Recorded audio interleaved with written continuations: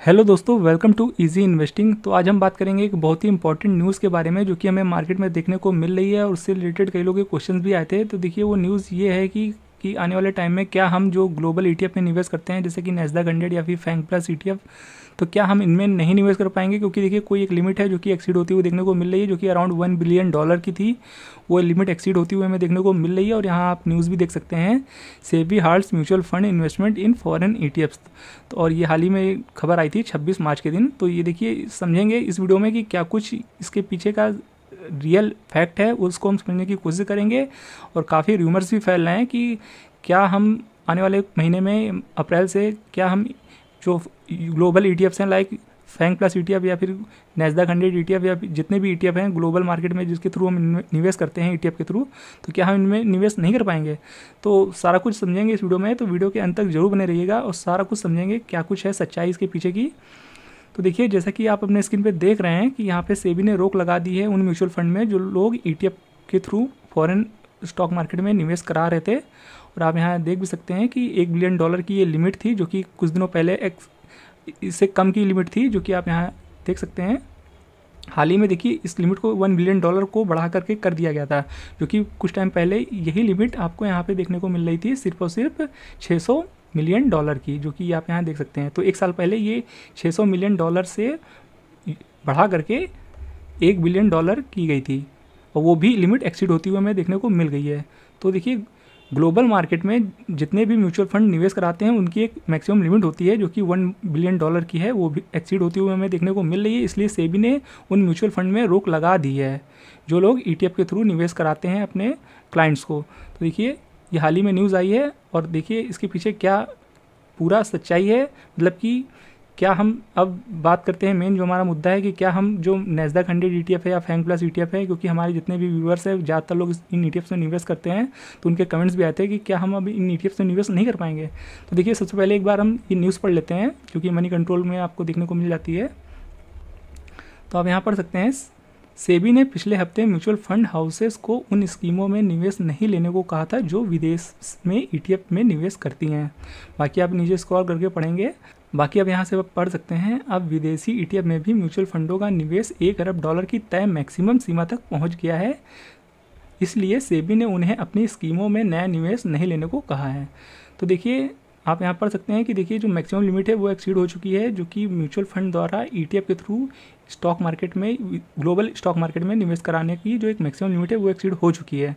तो देखिए अब हम बात कर लेते हैं मेन हमारे क्वेश्चन की कि क्या आने वाले टाइम में हम जो ग्लोबल ईटीएफ हैं उनमें निवेश नहीं कर पाएंगे लाइक मोन 100 या फिर फैंग प्लस ईटीएफ, तो क्या इनमें हम निवेश नहीं कर पाएंगे। तो देखिए इसका सिंपल जवाब है, जो लोग डायरेक्ट ईटीएफ के थ्रू निवेश कर रहे थे, अगर आप देखिए मोन 100 को डायरेक्ट बाय करके रखे हुए हैं तो आपको कोई प्रॉब्लम नहीं होगी, या फैंग प्लस को बाय करके रखा है तो कोई प्रॉब्लम नहीं होगी। जो लोग डायरेक्ट ईटीएफ बाय करके रखे हैं उनके लिए प्रॉब्लम नहीं है। देखिए प्रॉब्लम किन के लिए, म्यूचुअल फंड वालों के लिए, जो लोग म्यूचुअल फंड के थ्रू ग्लोबल मार्केट में निवेश कर रहे थे। तो देखिए यहाँ पे जो आप फंड देख रहे हैं ये मोतीलाल ओसवाल का ही है। ये नैस्डैक 100 जो आपको यहाँ देखने को मिलता है वो सेम चीज़ ही है, पर ये म्यूचुअल फंड है।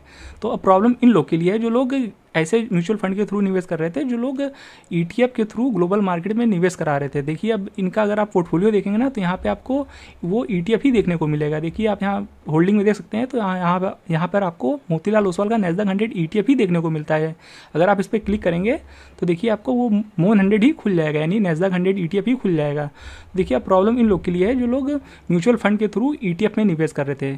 तो हालांकि आप डायरेक्ट ईटीएफ बाय कर सकते हैं, पर कुछ लोग ऐसे भी हैं जो लोग मंथली एसआईपी करते हैं, जो लोग म्यूचुअल फंड के थ्रू निवेश करना पसंद करते हैं। तो देखिए वो बहुत से लोग हैं जो ना डायरेक्ट बाय करके म्यूचुअल फंड के थ्रू बाय करना पसंद करते हैं, अपनी अपनी चॉइस होती है। देखिए तो देखिए प्रॉब्लम उन लोग के लिए है, अब जैसे कि जिन लोगों ने इस फंड में निवेश कर रहे थे या फिर लमसम निवेश करते थे या फिर एसआईपी करते थे, उनके लिए थोड़ा बहुत प्रॉब्लम हो सकती है, क्योंकि देखिए यहाँ पर जो लमसम निवेश है फिलहाल अभी रोक दिया गया है। तो यही एक बड़ा रीज़न निकल के आ रहा है, जो कि लिमिट एक्सीड हो गई है $1 बिलियन की।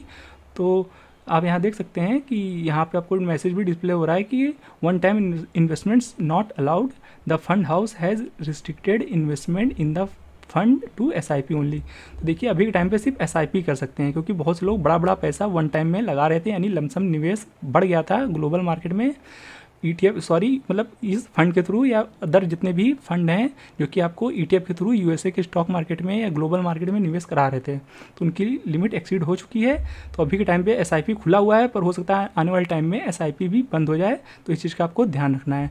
देखिए ऐसे जितने भी अदर फंड हैं जो कि आपको कहीं ना कहीं ETF के थ्रू निवेश करा रहे हैं, तो हो सकता है आने वाले टाइम में उनमें भी आपको सारा कुछ, देखिए यहाँ पे आपको कम्प्लीटली बंद कर दिया गया है। ये दूसरा म्यूचुअल फंड है जो कि आपको ग्लोबल मार्केट में ETF के थ्रू निवेश कराता है, ये भी एक म्यूचुअल फंड है। तो देखिए यहाँ पे पूरी तरीके से रोक लगा दी गई है, तो यहाँ पे SIP और वन टाइम सब कुछ रोक दिया गया है। और यहाँ भी अगर आप इसके होल्डिंग में देखेंगे तो यहाँ भी आपको ETF देखने को मिलता है। तो देखिए जितने भी म्यूचुअल फंड ETF के थ्रू, ध्यान से सुनिएगा, जितने भी म्यूचुअल फंड ETF के थ्रू आपको ग्लोबल मार्केट में पैसा लगवा रहे थे, उनकी लिमिट एक्सीड हो चुकी है, जो कि $1 बिलियन की थी, वो एक्सीड हो चुकी है। तो आप ऐसे म्यूचुअल फंड के थ्रू अब अपनी इन्वेस्टमेंट शायद कंटिन्यू ना कर पाएँ, क्योंकि वहाँ पर अब और निवेश नहीं लिया जा रहा है क्लाइंट द्वारा, जो लोग भी जितने भी म्यूचुअल फंड ETF के थ्रू ग्लोबल मार्केट में पैसा लगवा रहे थे।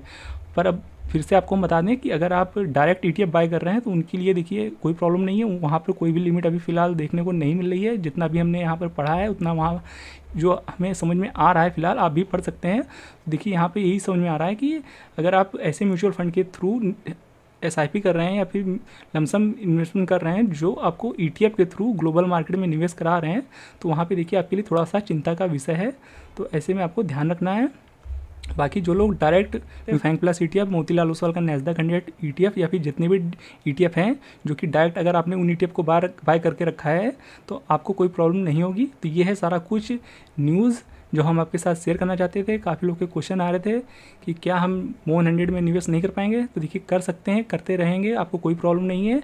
अगर आपके पास इनमें निवेश है तो देखिए आपको कोई प्रॉब्लम नहीं होने वाली है, आप अपना निवेश जारी रख सकते हैं।